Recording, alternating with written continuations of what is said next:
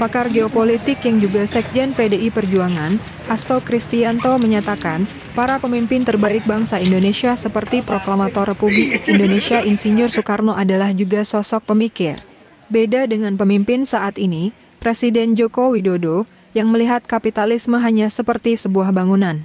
Hal itu dikatakan Hasto saat menjadi pembicara dalam refleksi kemerdekaan melalui bedah buku merahnya ajaran Bung Karno. Narasi Pembebasan ala Indonesia, karya Airlangga Pribadi, di Museum Multatuli, Rangkas Bitung, Banten, Jumat 16 Agustus 2024. Awalnya, Hasto mengungkapkan bahwa buku merahnya ajaran Bung Karno tidak hanya mengupas aspek-aspek sosionasionalisme dan sosiodemokrasi dari pemikiran Bung Karno, tapi di dalamnya sebenarnya penuh dengan narasi falsafah pembebasan. Karena seluruh konstruksi dari pemikiran Soekarno itu lahir dari kepemimpinan intelektual dengan banyak melakukan dialektika untuk melihat bagaimana sejarah peradaban Indonesia dan sejarah dunia, kata Hasto.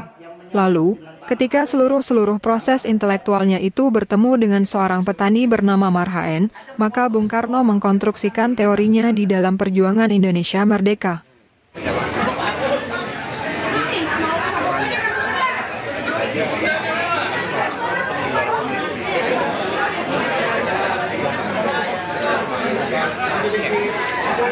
Segala sesuatunya jangan sampai ada skenario seperti ada kontestasi secara prosedural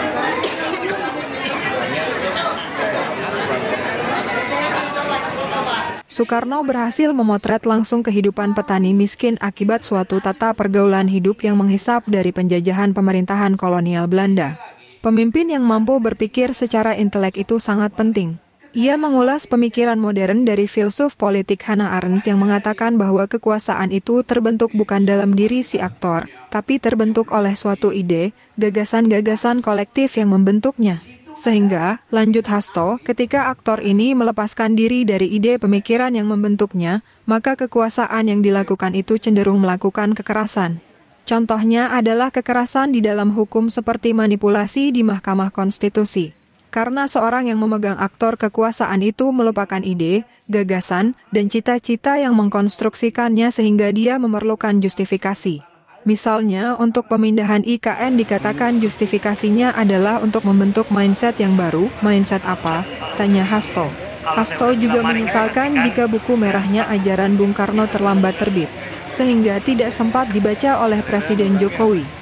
Kalau sempat membaca maka gagasan-gagasan merahnya ajaran Bung Karno itu akan ditujukan bagi pembebasan rakyat agar dia punya kemerdekaan, punya harapan, punya kehidupan yang layak setara kemanusiaan. Jadi bukan keluarga penguasa saja yang hidup layak. Pungkasnya, hadir sebagai narasumber lain di acara itu, yakni sejarawan Bonia Triana dan akademisi Rocky Gerung. Sementara, ratusan peserta turut hadir dari berbagai unsur organisasi diantaranya PAGMNI, mahasiswa hingga organ pemuda di Rangkas Bitung.